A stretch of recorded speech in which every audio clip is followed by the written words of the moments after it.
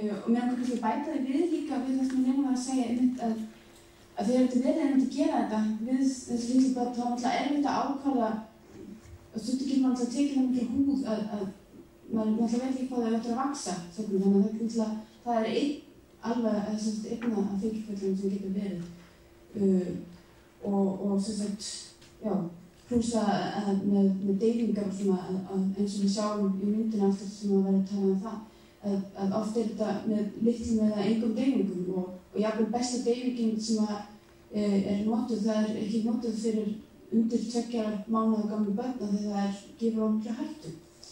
Þannig að og eins og einmitt líka það að umskurður kvenna er í mörgum stigum líka en jafnvel það minnsta stig þar sem er í sumum löndum bara að fá blóðdropa fram og það er umskurðurinn. Það er bannað í öllum tilvikum og af því að það er bara svona álitið að bara það að eiga eitthvað við að stinga eða fá eitthvað blóðdropa, þetta er allt bannað.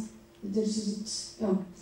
En nú vil nú kemur leikstjórinn og kynni myndina og eftir að myndin er búin þá verður stutt hlé, það sem ég getur verið á klósetu og svona og eftir það byrja sem umræður. Og ég glemdi alveg að segja að ég er sjálf hjúkrunarfræðingur og vinn í ungbarnavernd og það er sem bakgrunninn minn.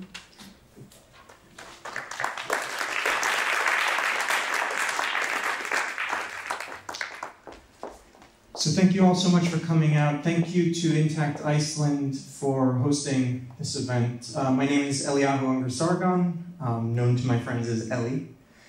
You are all my friends because you're coming to see my film. Thank you very much for that. You're going to see my film tonight, Cut Slicing Through the Myths of Circumcision. And it's 11 years old now, and it records the beginning of my journey to awareness on this subject, and I've made quite a bit of progress, I think, in the last 11 years. But what's documented in this film is my journey to awareness. And I know that you're having a national conversation here in Iceland now about circumcision, and it's my honor to participate in this way in the conversation. I'm really struck by the pure motives that the people who criticize the practice in this country are coming from. And I haven't even noticed a hint of anti-Semitism or Islamophobia in the conversation here, which is really nice because that's not true everywhere. I think it's really important to understand and to emphasize that there have always been Jews who have been against the practice of circumcision. Our voices have been suppressed. But in today's digital age, it's much harder to suppress voices, and you're about to hear someone who has reached the conclusion that this is an unethical practice. But the film, for me, really is about the conflict of values, the ethical values of secular humanism that I cherish from the Enlightenment on the one hand, and the Jewish tradition, which I cherish too. I'm a proud Jew, and I come from a long line of rabbis. You're going to meet one of them, my father, who's a big part of this film. So I thank you for coming, and again, it is an honor to be a part of this conversation here in Iceland, and I hope that my film will enrich the conversation, give added dimension to it. And I look forward to talking to you in the question and answer session afterwards. So thank you very much, and here's my film Cut. I would like to thank you, Ellie, for your thought-provoking and informative film. Ef við ekki bara drífa þetta af stað, eru einhverjir sem vilja leggja spurningar fyrir einhver þeirra hér í panelinu og ensku helst. Sigrún? Thank you for the movie. It was Disgusting? yeah, horrifying, but really interesting. I was wondering, I was curious to know if you have sons now, and if yes, are they circumcised? Thank you for your characterization of my film. I can't say that that's the first time I've had that response, but it's always a pleasure. I don't have children yet, but I can tell you very clearly that if I am ever blessed with children, they will not be circumcised.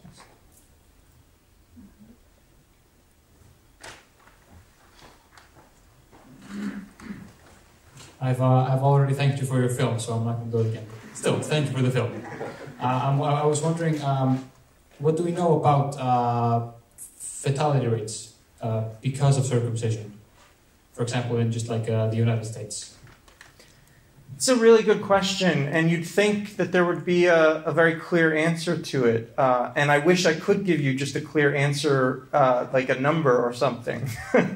Unfortunately, the data is very, very unclear.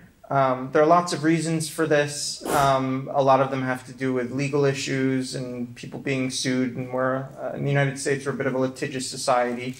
But it's also a cultural norm that needs to be culturally protected. So no one's really interested in collecting that data, if you understand what I'm saying. I can tell you as a matter of fact that fatalities have gone down over time. It's kind of remarkable to think about it, but we've only had the germ theory of disease since the mid-19th century. So if you can just wrap your head around that for a second. I sometimes forget that, and then I'm like, oh, right, it's not been that long. And then I have to wrap my head around that again. But if you can wrap your head around that and understand that the whole concept of antiseptic surgery didn't really exist before, the 1850s, 1860s. For sure, there were many more circumcision-related deaths in the past. It's rare. I think it would be fair to say that circumcision-related fatalities are rare. We see them reported on in the news from time to time, and sometimes it's sort of with vague language, like, and people trying very much to say, oh, it wasn't that heart attack, even though it happened within minutes of the circumcision, had nothing to do with the circumcision. You know what I mean? There's a lot of that goes on, but it's rare, and we don't have accurate numbers, I'm afraid. There was a woman over there that wanted to... Hi, thank you for the movie.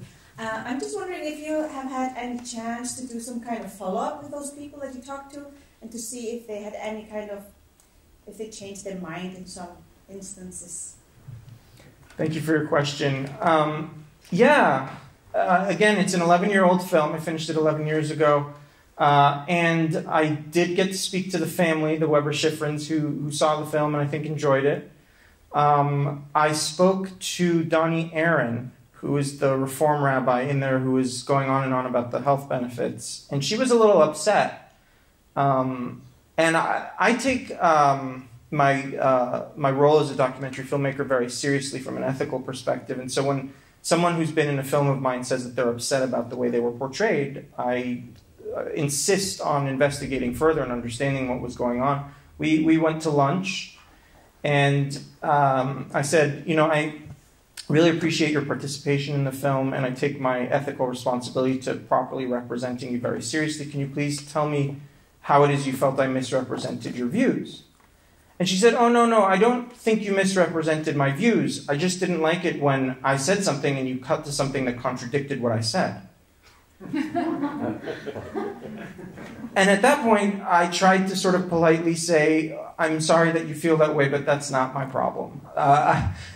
That's part of my job, actually, is if I find something factually inaccurate in something that one of my subjects says, I have a responsibility to the truth to correct that. So I spoke to Donnie Aaron. The Mohel who was in the film passed away in the interim. He's no longer with us. I don't know that he ever saw it.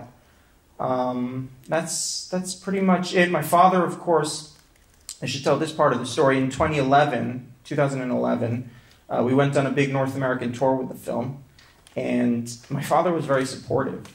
And that the whole process of making this film and touring with it has healed my relationship with my father. You saw a little bit of the beginnings of that in the film, and it just continued after that.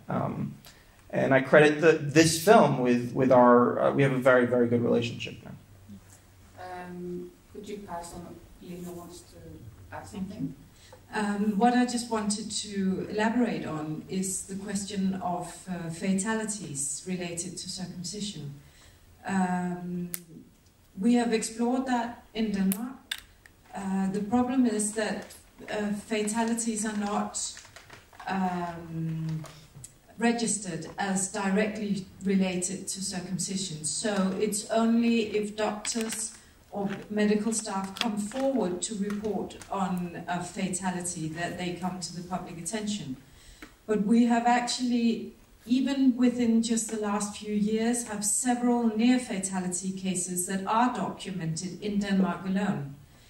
At the moment, it's estimated that in Denmark, between 1,000 and 2,000 children, boys, are circumcised for non-therapeutic reasons every year.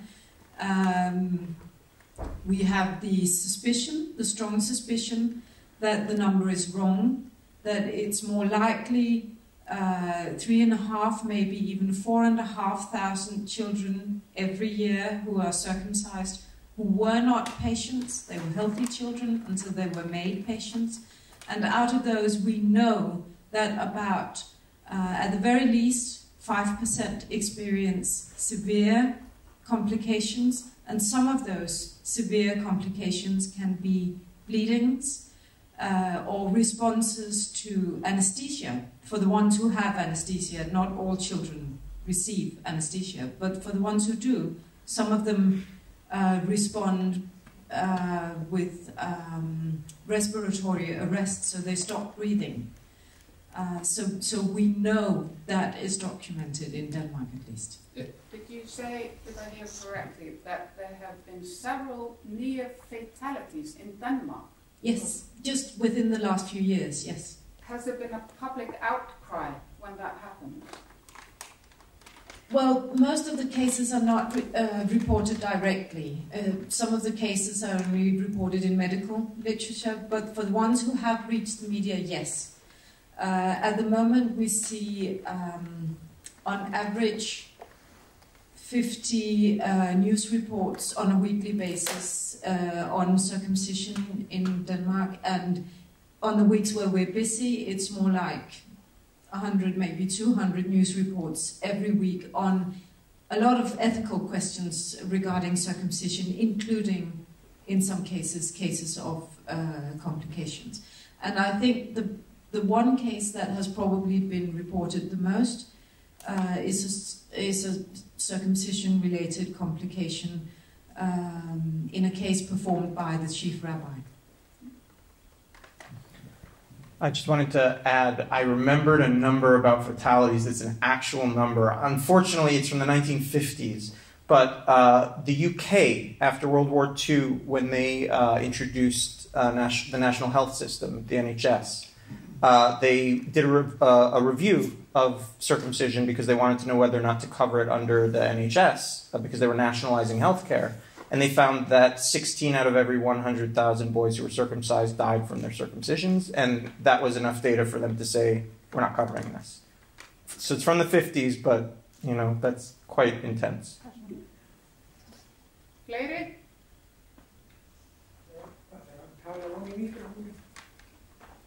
Já, svona. Komið sæl. Hi, how are you? Thank you for your very informing documentary. I think I saw parts of it online when I was digging into this subject like 2-3 years ago. I'm here representing Barnahead, Save the Children in Iceland, and Linda, my colleague here. Thank you for the invitation. It's a fragile and it's a very difficult debate worldwide, as we all know. It's a heated discussion which is very, very emotionally connected with many, many people. And the rights of people to choose are so important, and the rights of children as well to choose. And their right is directly connected with the right to live a blooming life, and it's written in the Convention of the Rights of the Child, which we are, well, I think 192 states are signatories of, including Iceland, including Denmark, including, well, nearly all states except for the United States of America, which is really interesting. I just want to thank you for organizing this event. It's important. It's brave. It's brave. Even though we're only here in Iceland and there are very, very few people circumcised, and very, very few children are circumcised in Iceland. Would you have a question maybe for one of them? No.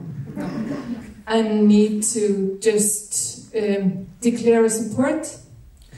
Barnaheill has given out like an official support to that the children have a right to choose for themselves. We have of course we have taken part in the debate in Iceland regarding the debate in Parliament.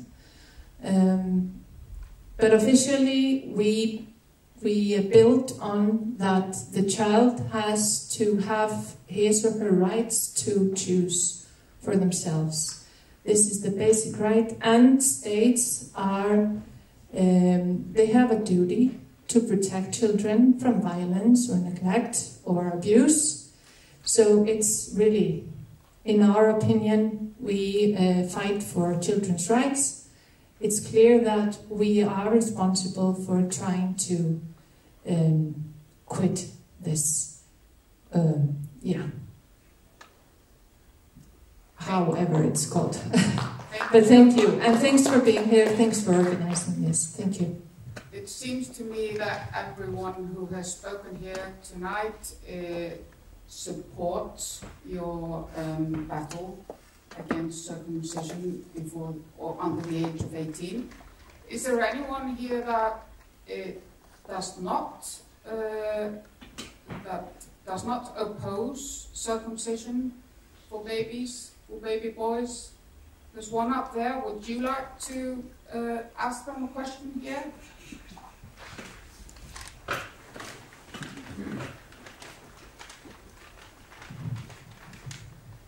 Well, if we talk, well, I present first myself, I'm a Catholic priest here in Iceland. If we talk about the law proposed at the Parliament, I am opposed to this law because it is a penal law with penalty of 6 years of prison. I think anyway that this issue should not be put in any penal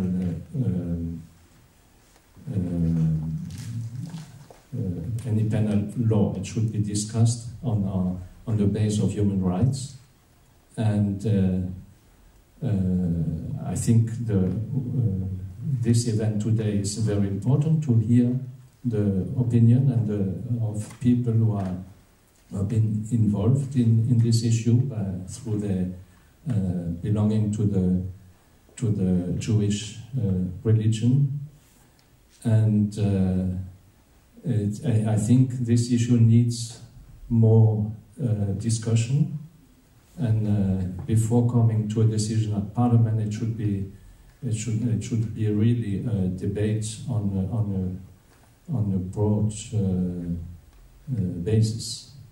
Would you like to ask them a question surrounding this debate? Not at this stage. No, thank you. But well, I thank you for presenting this film and presenting opinion which has to be heard. Iris? I actually have a question for you then, because my question is, do you oppose that the children have a right to choose for themselves? Like, which one weighs higher, the right of the parent to do this to their child based on their own beliefs, or is it the right of the child to make that own decision? Do you have any stand on that? Well, there are many points of view on that. There's the right, the human right on the integrity of the own body. There is also the human right, which is in the same convention of the rights of children, about being brought up in his own culture, his own religion that the parents has chosen for their children. And I think all that has to be considered. Not only the right on the integrity of our own body, but also other rights which are connected with the upbringing of the child and which are important for the well-being of the child. Do you want to add something to that? Yeah, I mean, you're being very diplomatic. I imagine that comes with your profession. I hope it does. I think what I showed in the film was that this particular religious commandment in the Jewish tradition, while important and central and something that people are very adamant about, doesn't determine whether or not the child is Jewish. And I do understand why some Jewish people would feel that their freedom of religion were being infringed upon if this were made illegal under the age of 18. But even making it illegal under the age of 18 is not the same thing as forbidding it outright. So if you think about it as a postponement, you would have Jews perhaps circumcising after the age of 18, and they would then be able to make the decision in a conscious way. I would actually argue that from a religious perspective, specifically from a religious perspective, a person who's consciously making a choice to engage in a religious commandment or ritual will have a deeper appreciation of that commandment and that ritual than if it were done to them by someone else at a time that they can't remember. So that's what I would say to that. Lena? I completely agree. Oh, okay. Is there anyone circumcised here? Can I comment on this? Yes, of course.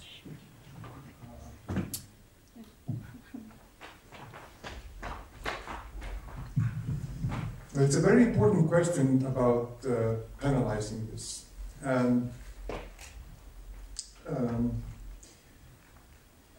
not doing it is really doing harm to, especially the parents.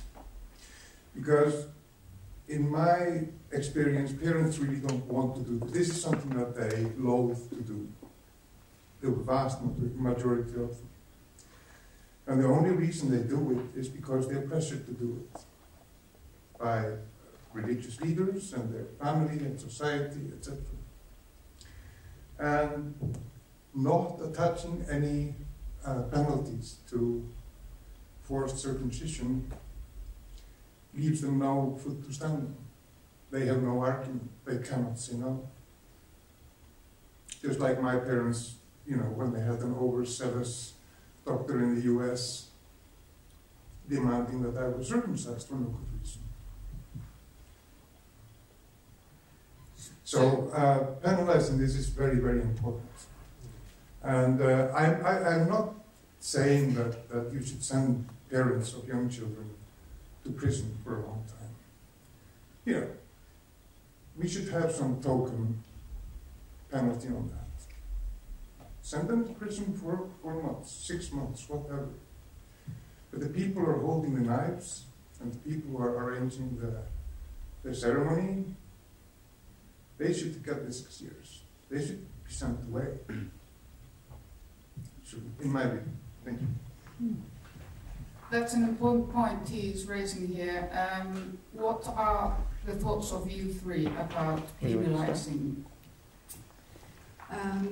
In terms of penalization, the maximum penalization in the context of violent assault in Denmark is 6 years, just as in Iceland. Actually, the legislation is very similar. And we have actually had verdicts in Denmark regarding circumcision. In all cases, the verdicts that were passed in Denmark were circumcisions performed by someone who was not a doctor. They wouldn't have been prosecuted had they been doctors. The maximum sentence they could have had was 6 years. In all cases, it was between 4 months and a year and a half. In some cases, girls were circumcised. In some cases, boys were circumcised. The longest sentences were in cases where 2 girls were circumcised at the same time.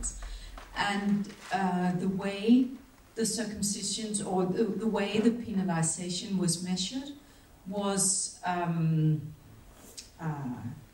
you can say if you cut the area of which corresponds to a foreskin, if you cut that out of the thigh of the child, should there be 1 sentence, and should that sentence change if you move the cut 10 centimeters to apply to the foreskin? Or should there be exactly the same sentence if we cut part of the child's skin on the chin or on the thigh or on the foreskin? And in the cases that we have seen in Denmark, the sentences were the same as if the children had been violated somewhere else on their bodies. The sentencing is the same. And that's why the maximum penalty would be 6 years, but normally it would probably end up being 3 or 4 months if there were no aggravating circumstances. Silja has said herself that this is refsi-rammi. It doesn't have to be the full 6 years. It's just refsi-rammi. But on the notes of what Jon was talking about with the parents not wanting this, I work with families of newborns, and I have sat with parents that have said, we do not want to circumcise, but we know that if we don't do it, our families, our relatives, our neighbors, our community is going to ask us, why did you not choose to circumcise your son? I have had parents, when I raised the question of circumcision, I have had a mother clamping to her son, a refugee that didn't know that I wasn't coming to circumcise her child, but she, as soon as I mentioned circumcision, she thought I was going to advocate, so when are you going to circumcise? And I have had families straight out say that if there was a ban, they could shield themselves by saying, this is forbidden, I can't do this. Muslims have come out and said, if there is a law, of course we will follow that law. And I think it's also, some people have said that, you know, if there's a law, you're criminalizing people because they're still going to do it. That's insulting to them to say that, you know, these people aren't able to follow the laws that are being put. I think it's very important. We know of Icelanders that have said to, or Icelanders that come from a background where their families have circumcised, that have said to their families back home that, oh, this isn't done in Iceland, so we can't do it. So this is something that would also be something for the families. As a health professional, I hate when I'm in a position where all I can really do is use my words, and at the end of the day, of course, it's the parents' decision. But I have also talked to the men when they are grown up, and they ask, why didn't anybody protect me? I have had a father that was very, very concerned about his own son, because he had circumcision performed in a hospital with superb conditions. He had such terrible complications that it had really ruined his relationships, his life, and he was very concerned about his son, because not always, there are parents, of course, with different views, and they don't always agree either on whether to circumcise or not. So there might be a parent that is in constant fear of, if I leave my child, like if they've split up, if I leave my child with them, am I going to pick up a circumcised child when I come and pick them up? A law would help so many people. I hate being a bystander and not being able to save the children that I am counseling their parents.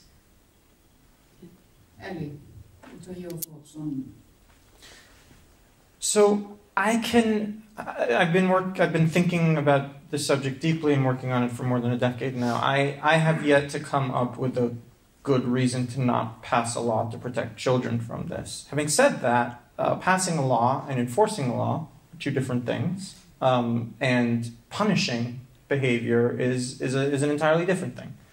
I am not a big fan of punitive measures. First of all, I don't think that they work very well. I want to be careful here because I think every culture is its own context. I don't want to dictate to Iceland. I know very little about your beautiful country. I'm just learning for the first time now, and I don't want to dictate to you what's most appropriate for your cultural context. But I can tell you that we've run experiments of outlawing female genital cutting in certain places where that was a very popular practice, and it didn't go so well. Not in the sense that the laws didn't pass or there weren't Egypt is a really good example of this. They passed laws and they tried to impose it, and these are very sticky cultural practices, and people are very committed to them. And that's where people talk about the fear of things going underground if you pass laws and making things less safe. And these are all things that are culturally specific, that every cultural context we need to sort of take the factors into account and weigh them up. But I still can't think of a good reason not to have a law to protect infants from this practice. And that's what it comes down to really for me is I think legislation, even as a symbolic act of saying as a society, we do not stand for this violation of the right to bodily integrity and the right to self-determination. To say that clearly, I don't think is a problem. And I was, as we were talking, I was just thinking, there's some horrible cases that you read about in the news where a parent will strap their kid down to a kitchen table and take some scissors and perform a circumcision, right? So I was trying to think in my head, is there a situation where I think something should be punished? And I think that's a situation where, I think punishment might be appropriate as a sort of way of stating to the rest of society, there's certain dangerous activities that you should not be allowed to perform on your children. You should not be able to just strap them down to a kitchen table. And this happens. I'm not making this up. This is not like you read about this in the news every now and then. And I think even people who might have an issue with the current legislation that's being proposed would agree that in a situation like that, there should be criminal penalties. So there are situations I can imagine. In general, I don't think punishing parents for doing something that they consider either to be part of their culture, they think is coming from, a place of doing something good for their children is a good idea. The majority of circumcisions performed in Denmark are not legal. We have to keep that in mind. And I suspect that might also be the case in at least the rest of Scandinavia.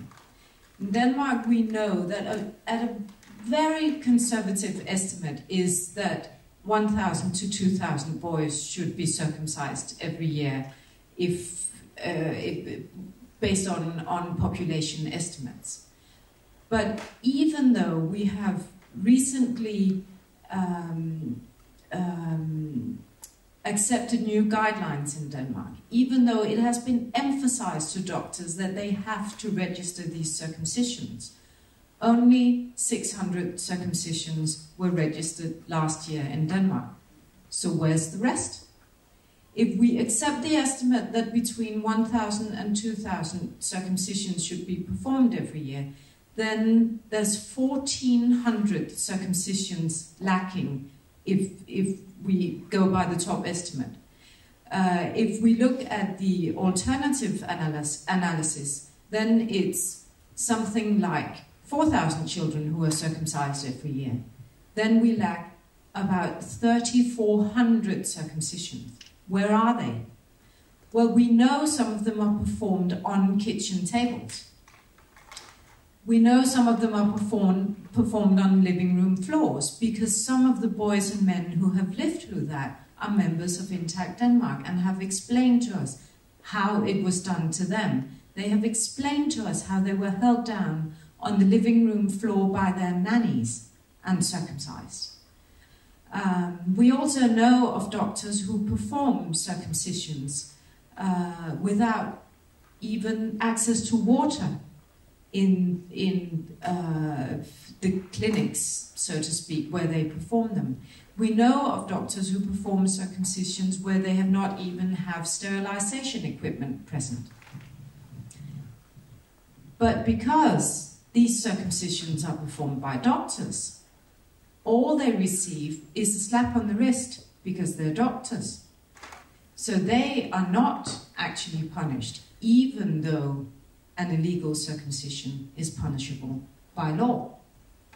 So the only way to protect these children is to pass legislation, also with sanctions, legislation within the penal code.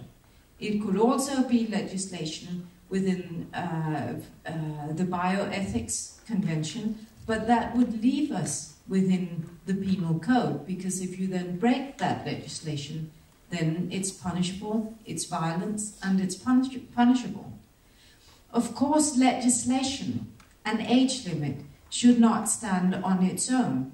We should combine that with a significant effort to inform the families. We need to combine that with a significant effort within our communities, not just the families, not just the doctors, but our community. We need to take children's rights seriously. And one of the ways to take that seriously is not just to say this is wrong, this is potentially harmful, but also this is punishable by law.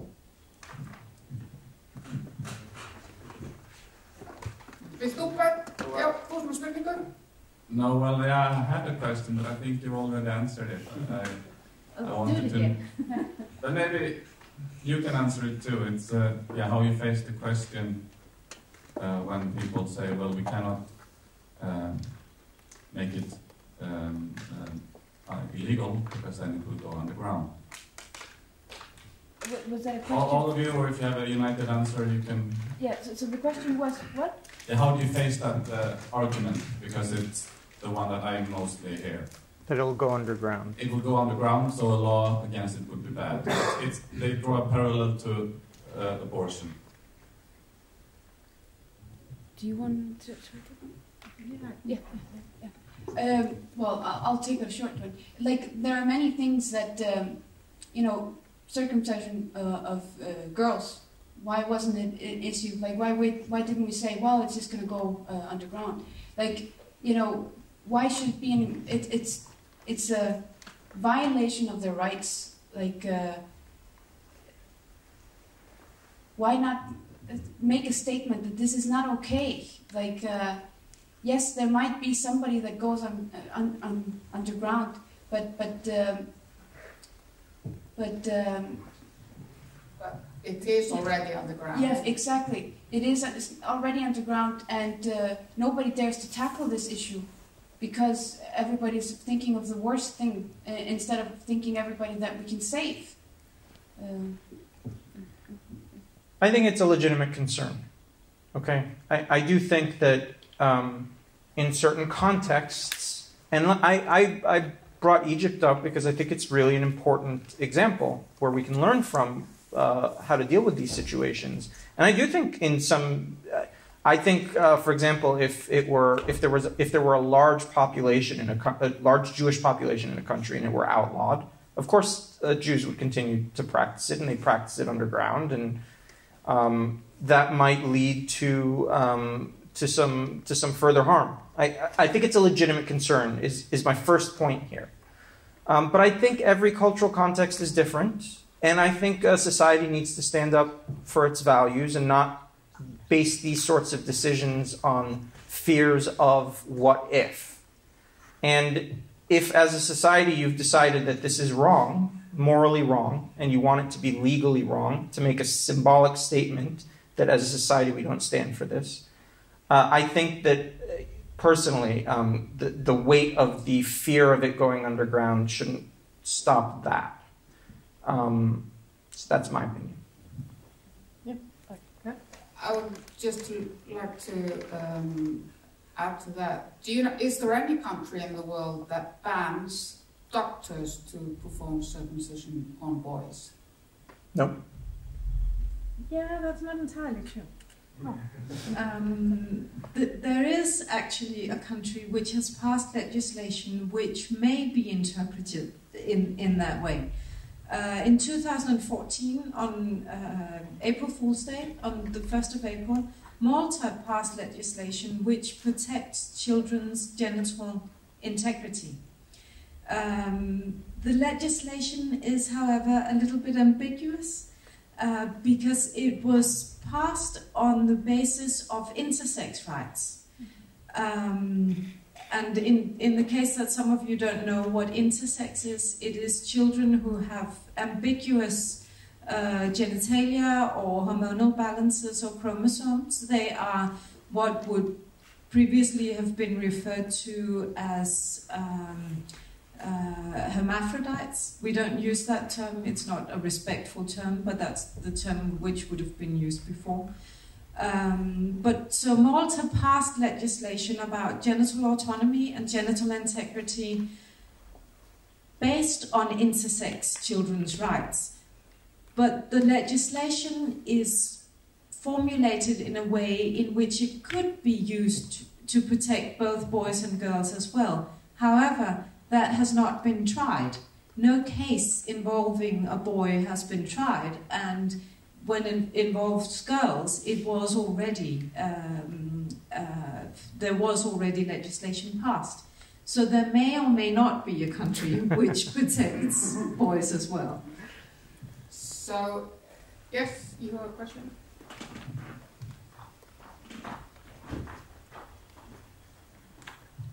In 2005 or 6, South Africa passed a new children's bill. And in that bill, it made it illegal to cut any girl under the age of 18. And it said you could not cut a boy under the age of 16. However, it gave a religious exception, which is, and the law is totally unworkable, it's not being enforced, etc., etc. But one of the problems in South Africa is that the overwhelming majority of circumcisions are done as part of a puberty rite for various tribal groups. And for less than 2% of the population of South Africa is either Muslim or Jewish. And the law says that if you've got a religious justification for doing it, and the child isn't old enough to object, then they were going to let that happen. And a huge part of that problem is that what's the difference between a religious circumcision and a cultural circumcision on a 16-year-old boy that's being forced on him because that's how you become a man? So the law is totally, utterly ignored. It may even be essentially repealed. But they did pass a law. There were high hopes for it, and nothing really happened. I just want to add something on this point because I think it's really important. I mentioned in my introduction that it was such a breath of fresh air to see Iceland approaching this really from a pure place of human rights and not a whiff of anti-Semitism or Islamophobia associated with the initiatives here.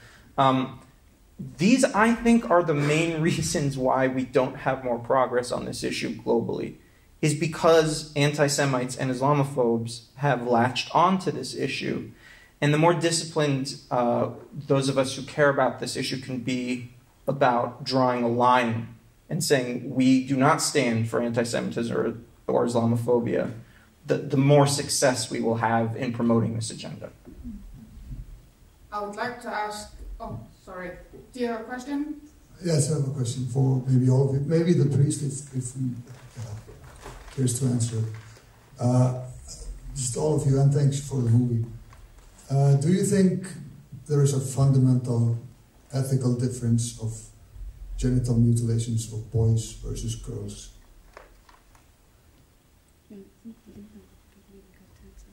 No. No, but it depends what you mean. Okay, and this is kind of an important point, because a lot of people, when they talk about female genital cutting practices, they mean one specific thing, and when they talk about male genital cutting practices, they mean something else. So it's important to understand that there's a wide variety of genital cutting practices across cultures. And no, they're not all ethically equivalent, to the extent that some are more radical than others. Right? There are more radical forms of male genital cutting. There's subincision, which is an Australian cultural practice where they split the penis down the middle. What? There's testicle crushing practices. There are female genital cutting practices that are much more radical than male circumcision. And there are female genital cutting practices that are much less radical than male circumcision. So understanding with some precision what we're talking about, it sort of helps you to understand the extent of the ethical violation, in my opinion. And a good add-on to that is actually that I think it was in 2010 the American Pediatric Society actually came out with the recommendation where they wanted to allow the slightest form of female circumcision, the ritual nick, because I think they could kind of see that if they're allowing circumcision of boys and they're banning that ritual nick, that doesn't really add up. But they caught so much anger for it that they pulled that back, and voted for that all circumcision of girls would be banned. That just quickly, that brings us back also to the point of it going underground. I think one of the concerns, a lot of this came out of, there's a large Somali immigrant population in Seattle, and in the late 90s this issue came up around female genital cutting because it was a cultural practice and they're immigrants. And so these ritual nick, hospitalized ritual nick solutions were in large part to try and address this fear of it going underground and it not being sterile and it being more radical and more damaging. And so this was proposed. And you're right, the American Academy of Pediatrics for a period of about 2 months supported it, partly because of male circumcision, but also because there were fears about it going underground, and it was just the society rebelled and said no and forced the American Academy of Pediatrics to retract it and, with their tail between their legs kind of thing. Okay, I would like to ask the crowd here, are there any more Icelandic males here that are circumcised? I think this is a very inappropriate question. It's a very personal question, but... Because you cannot, if you say nothing, it's just a very inappropriate question. Okay, people are free to answer it or not. If this was a rape panel, you wouldn't ask this question. No, but people are free to say if they are. I think I understand where the question comes from, but I think you raise a valid point that we have culturally we have not recognized how personal a question that is and how exposed a person can feel in public, because on one hand I spend a lot of my time talking to men, intersex people and women who have been subjected to different types of involuntary surgery. So I understand that from their perspective many will want to speak up, but on the other hand that means that they will have to, for the rest of their lives, be confronted with something very personal. They risk for the rest of their life, if they speak up, that they will be subjected to ridicule, that they will be subjected to ostracization by the communities, that any person that they talk to, even if we just talk in this fairly confined space, then they risk that any person for the rest of their life might confuse anything else that they talk to with something that's going on in their underpants.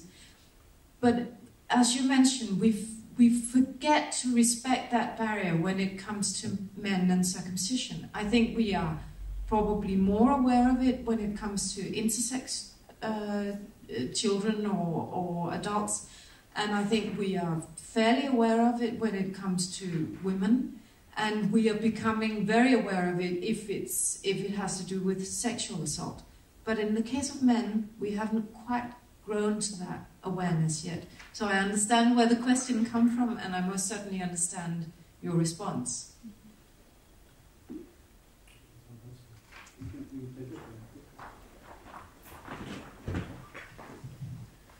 If I may.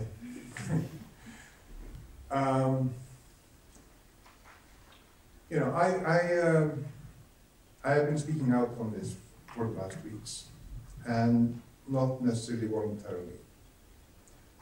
The first thing I tried to do was to contact the Children Ombudsman and all the people in Parliament who had anything to do with this, committees, you know, all sorts of people, and nobody was interested. And what I saw going on here was that our side of the story was just not coming through. The only people who were interviewed were Catholic bishops, rabbis, and imams. All of them against it, all of them Orthodox people that you usually don't find in Iceland at all, and they were supposed to be the ones deciding how this discussion ended. And it was after quite amount of pressure that I started talking out on this thing. And it's not easy. I mean, this is something that I spent several years in my childhood. You know, it was just the worst thing you could imagine. Absolutely. And something that I had put a lot of effort in just, you know, forgetting about, leaving behind.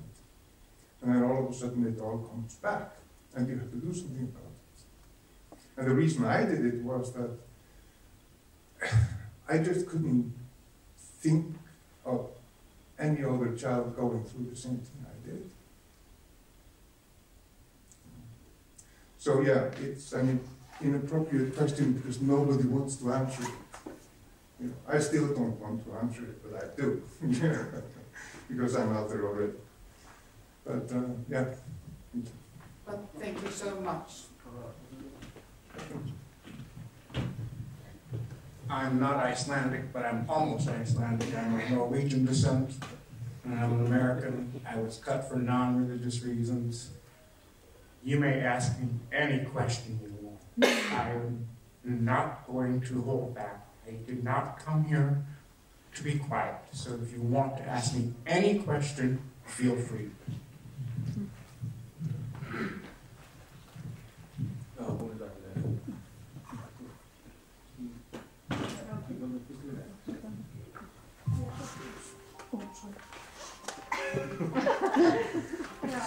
I know what the question was.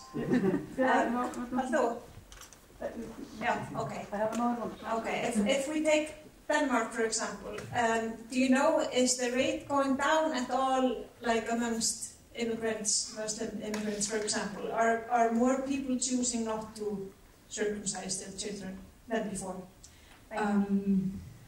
Within the community, yes, we know of families who definitely choose to protect their children.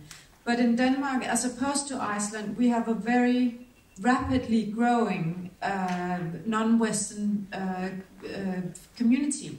So circumcision rates are going up by numbers. Every year more children are being circumcised, even though within the community the percentage of parents who choose to protect their children is also growing. So at the moment, without legislation, we can't compete with the development in the population with information alone. We need the combination of information and legislation to prevent more harm. Yeah. Is there... Yeah, sorry. I just want to ask you if you have a feeling why the big difference is between female circumcision and boys. You know, why does it get more?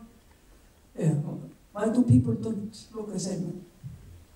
Have the same opinion on that? I think in the Danish debate, at least, what we saw was that up through the 1990s, circumcision of girls was introduced in Denmark. We hadn't known it before, but it was introduced in Denmark because we received a relatively large influx of refugees from the Somalia and Sudan and parts of Kenya, where they perform the very invasive type 3 circumcision of girls, or female genital mutilation, which is the one that most of us have in mind when we talk about the genital mutilation of girls.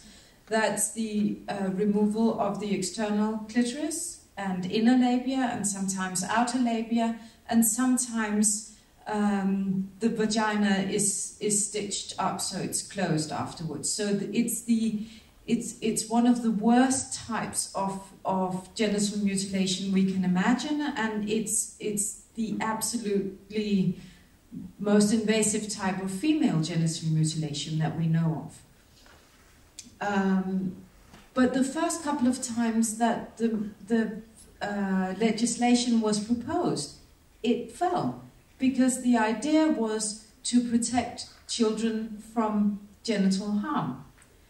And there was actually a response that, of course, we shouldn't legislate against circumcision of boys. And if we legislate against genital harm to children, it will affect the circumcision of boys as well. So there was this need in the public to distinguish between girls and boys. And I think one of the reasons that that need occurred was that it was very close to the Second World War. And the Danish public, and as a nation, we felt a strong need to protect our Jewish community. So one of the reasons why the legislation fell to begin with was the need to protect our Jewish minority. Another reason why it fell was that a lot of people argued, well, violence is already illegal, so there's no reason to pass legislation. This is already illegal. And then it was realized that for legal reasons, in order to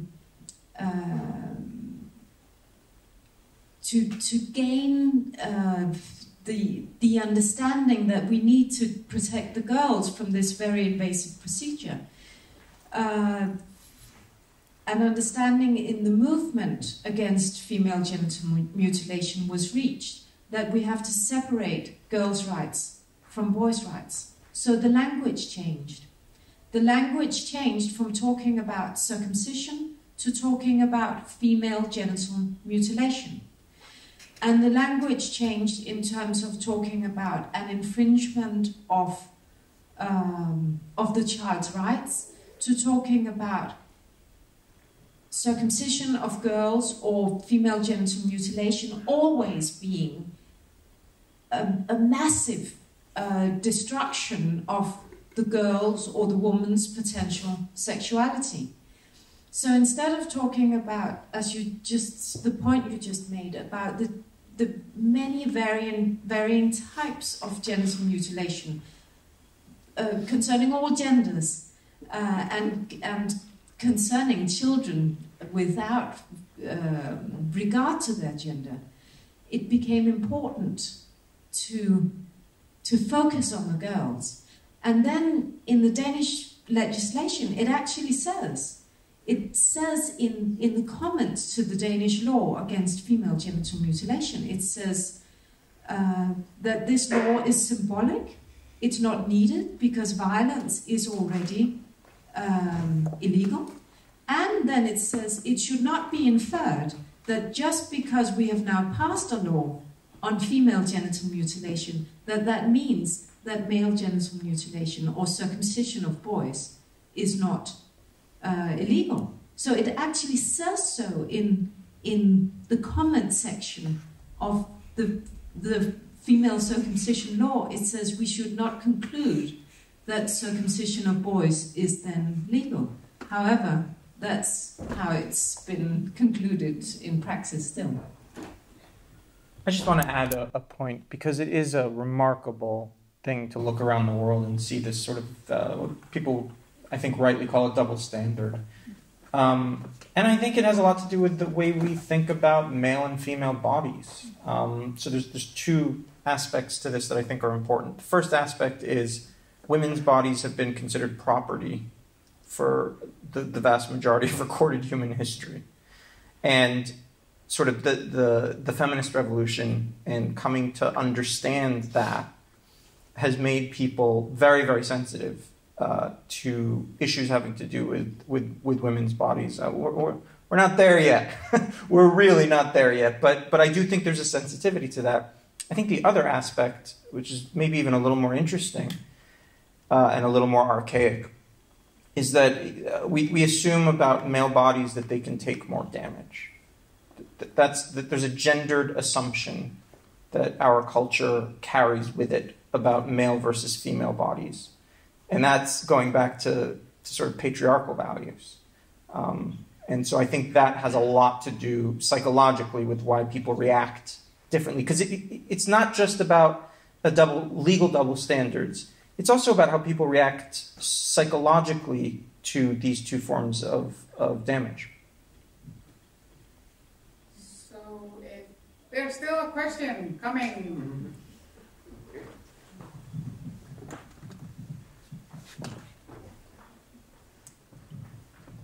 Yes, hello, and thank you very much for this very intriguing and horrific movie. My name is Jordan. I'm a family physician, and I'm one of the many hundred Icelandic doctors who signed the Facebook petition or something to support this bill. And I sincerely hope and pray that we manage to get it through in the government. Because we actually have carried out an experiment since the year 874, preserving the integrity of everyone's genitals. So we can absolutely say for a fact that, I mean, that the male natural penis is not defective and is very easily washed. And I'm sure the other countries will manage to learn to wash it also. And also, I must say, it's so incredible that this is so popular in the United States in the year 2018 still. Because American doctors have always prided themselves of doing everything evidence-based, and this is like completely in disagreement with that. So if we could be the child in the emperor's, what's it called, the Nyufications, the child who points out the emperor is actually naked, then that would be a very positive thing. So that's not really a question. But okay, no, thank you so much for your input. But do you know, because you're a physician, do you know how many baby boys are, or do we have any clue? Well, even though you wouldn't believe it, but I've actually worked as a doctor for 20 years. Because I look so young. I've never had to refer any child or a boy to be circumcised, and only recently, in the past few years, I've had to send 2 men to have some minor foreskin surgery. So to my mind, and here's my OBGYN friend who is very ethical and she never does this, but she did work in Sweden where this is perhaps carried out sometimes. So I think it's very few. And I even know that the Icelandic urological surgeons, the pediatric surgeons, they refuse to do this because you don't operate on a healthy child that doesn't need an operation and absolutely does not benefit from it. Which brings me to maybe our last, no, not our last question, but to one question, because you have been talking about your concern about the cultural context. So my question is actually to you, because you know Icelandic society and the other don't. Do you think Iceland is maybe a good country to start a penal legislation against circumcising boys? Yeah, I think Iceland is in a very good position to show the rest of the world that this is something that is not okay. Like we often hear parents say, well, if it was dangerous, it would be forbidden. no country in the world has invented that. Like, not really. So yeah, it would definitely be a stance, and I guess that's also what we have, why we have gained so much attention from abroad, because they also do realize that it is easy for Iceland to be the first country, which then would lead on to other countries to follow, because a lot of the countries are just waiting for somebody to step forward. Nobody wants to be the first, but there are going to be a lot of countries following. And we just know from our Intact Iceland homepage, we've gotten support from all over organizations. Yeah, I think it's just a matter about who is going to be the first. Já, komið sæl. Ég heiti Magnús og hef skoðað þetta viðfangsefni í nokkur ár. Ég þarf bara að halda mig við íslensku til þess að það sé ekki neitt misskilningur. I just speak Icelandic, so because I'm not sure if this would be misunderstood or something. Ég vil nú spyrja, einhver hér frá jafnréttisstofu? Nei, þeim var alltaf að búið. En það má allavega segja það að ég hef svona skoðað þetta mál í nokkur ár og það sem að ég held að náttúrulega hér er búið að varpa fram mörgum spurningum og velta fram svona, eða svona velta við einhverjum steinum, til dæmis hvort að þetta fari neðanjarðar eða hvort að umskurður á stúlkum og svo framvegis. Þannig að fyrir mánuði síðan að þá sendi ég jafnréttisstofu nokkrar spurningar í tengslu við þetta og spurði þá þeirra álit og það var ekki hægt að skilja það á neinn annan hátt en að jafnréttisstofa teldi að umskurður á dreng sé ekki ofbeldi. Þetta hafi ekkert með jafnrétti að kynjanna að gera og það stóð skýrt fram að þetta hafi ekkert með jafnrétti að gera og verði þetta, það tellist ekki mismunun að það sé bannað að umskera stúlkur en ekki dreng. Og fékkstu sem svör frá jafnréttisstofu? Já, það var alveg hreint.